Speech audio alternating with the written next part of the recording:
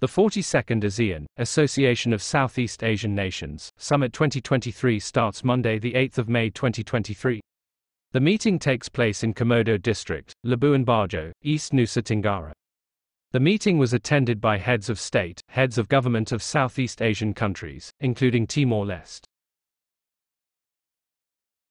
President Jokowi reminded that ASEAN must be the engine of peace and economic growth, and ASEAN continues to unite. This is because ASEAN has strong assets as a center of growth. This can be seen from the economic growth that has been able to grow far above the world average, demographic bonuses, and maintained regional stability.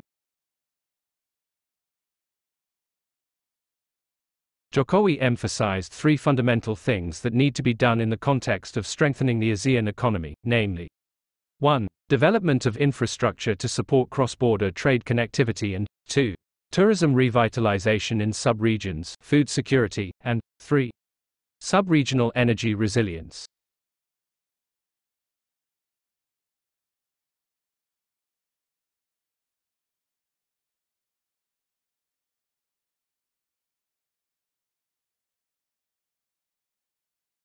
The Attorney General's Office of the Republic of Indonesia named the Minister of Communication and Informatics Johnny G. Plate as a suspect.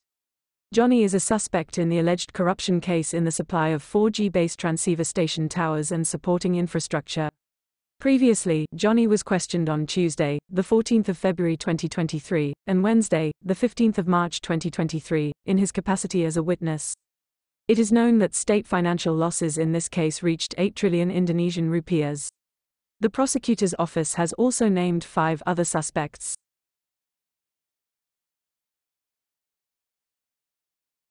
Prior to being appointed by President Joko Widodo as Indonesia's Minister of Communication and Information in the Advanced Indonesia Cabinet, 2019 to 2024, Johnny was a member of the Indonesian Parliament from the Nasdem fraction in the 2013 to 2017 period. At that time, Johnny served as a member of Commission 9 in charge of macroeconomics, monetary, finance, capital markets and national banking. He is also a member of the DPR Budget Board. President Joko Widodo appointed Coordinating Minister for Political, Legal and Security Affairs Mahfud MD as Acting Minister of Communication and Information to replace Johnny G. Plate, who is now a suspect.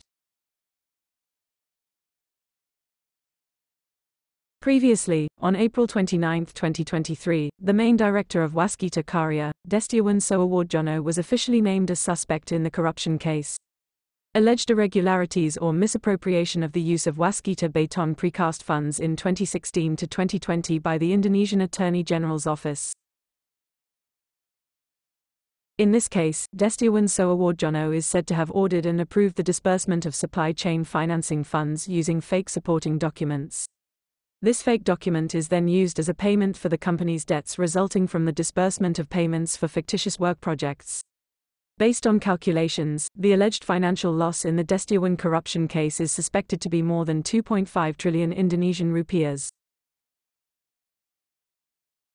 Waskita Karya is a state-owned enterprise, BUMN, engaged in construction. Erick Thohir, Minister of BUMN, is coordinating with the Attorney General's Office to improve the system so that this case does not happen again. The Attorney General's Office has proven itself and conducted many corruption investigations at Garuda Indonesia, Jiwasraya and Asabri.